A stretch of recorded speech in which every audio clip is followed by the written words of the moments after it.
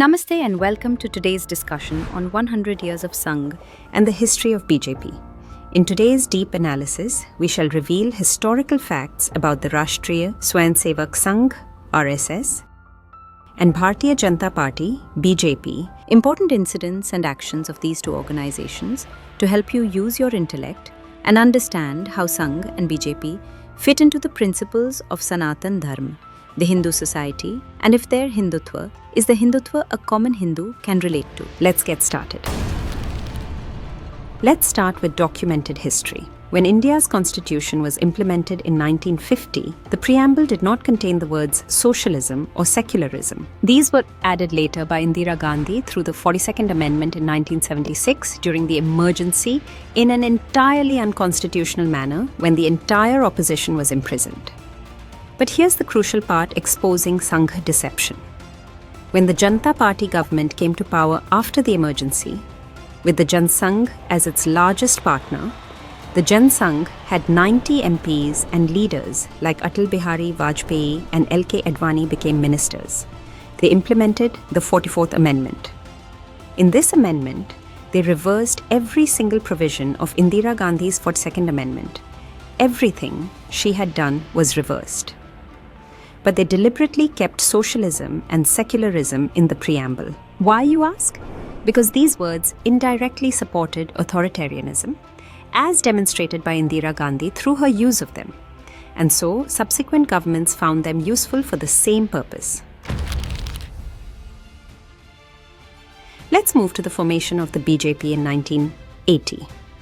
Indira Gandhi had won the elections again.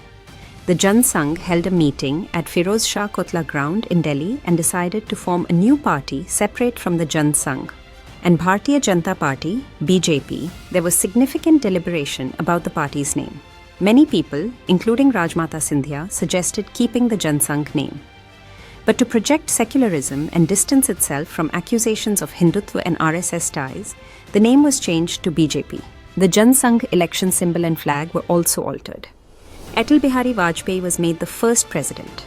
L.K. Advani was made General Secretary. And alongside Advani, a former Congress member and a Muslim was also made General Secretary to signal that the BJP was distinct from the Jana Sangh and committed to secularism. Vajpayee declared they should follow a new ideology, the ideology of secularism, and their secularism would be positive. They should follow the ideology of socialism, but their socialism would be Gandhian socialism. So, the same two things Indira had added to the constitutional preamble, secularism and socialism, became the foundation of the BJP's establishment. But to fool people, these added prefixes, positive secularism and Gandhian socialism. However, the same core concepts from the Indian constitution were placed in the BJP's constitution. They changed Jana Sangh's flag to half saffron and half green, claiming they would take both Muslims and Hindus together. They appointed a Muslim as General Secretary in their first organization. When their Mumbai convention happened in December 1980, with about 44 to 45,000 attendees, they flew this half saffron, half green flag everywhere. They said saffron represents Hindutva. They would speak 2/3 about Hindu Dharma and 1/3 about Muslims, represented by the green. When workers started getting angry about this flag, asking, "What kind of flag have you made? We were a Hindutva party, where are you taking us?" They adopted their favorite strategy of deceit.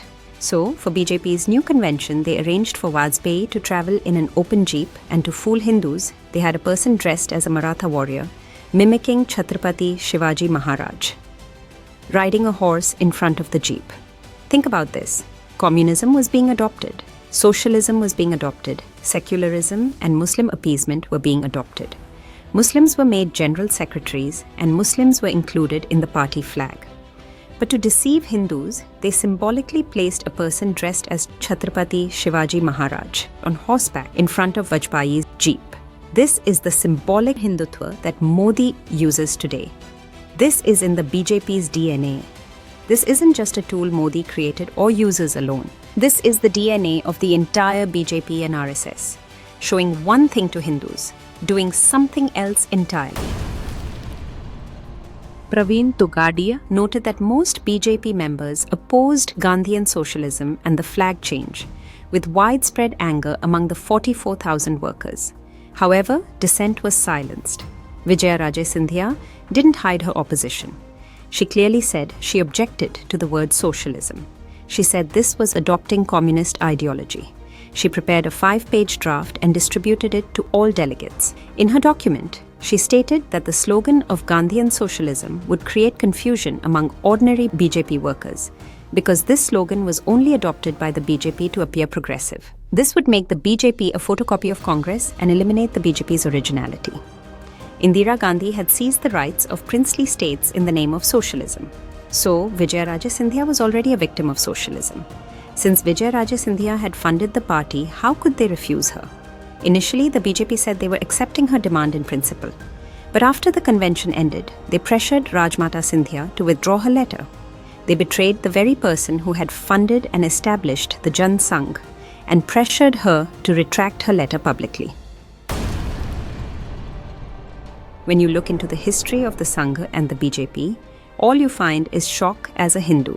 The newly formed BJP received national party status from the Election Commission of India even before it had fought a single election.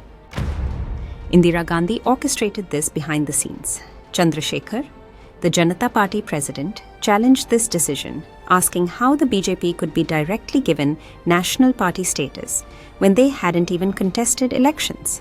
But the Election Commission didn't accept this and froze the Janata Party farmer with plough symbol while allocating the lotus symbol to the BJP. The first convention of the BJP was organized on December 28 to 30, 1980 at Shivaji Park in Mumbai. The cost of this convention was 20 lakh rupees. Who was funding this new party?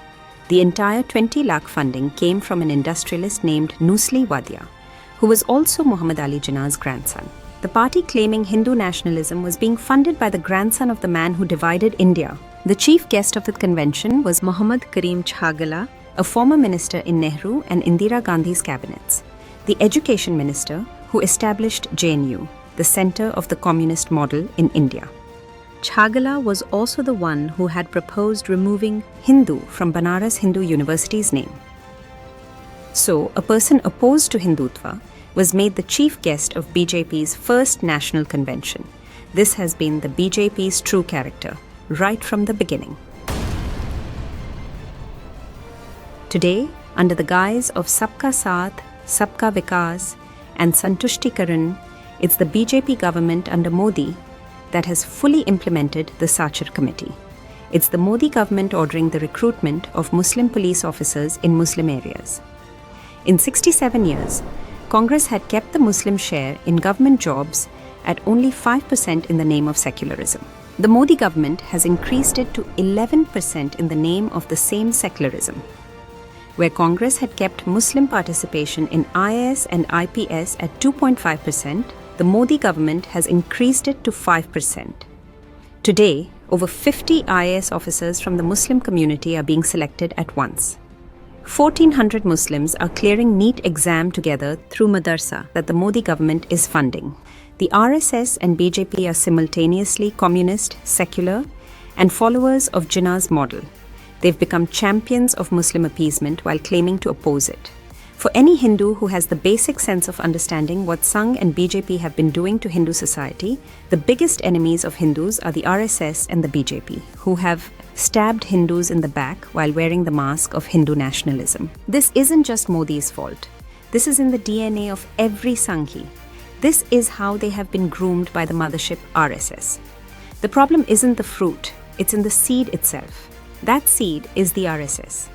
You need to open your eyes to the truth about Sangh more than Modi and the BJP, because Sangh has been eating India's Hindu dharma and Hindu culture slowly but surely from the inside. This presentation is to make you think, to make you go back and read the BJP's constitution, get to know the history of Sangh, research the truth, and stop believing blindly that Sangh and BJP are Hindu organizations, and that they will protect you, because if history is any guide, they are not there for you. They are there for themselves, and they are more secular than any other secular you have ever known.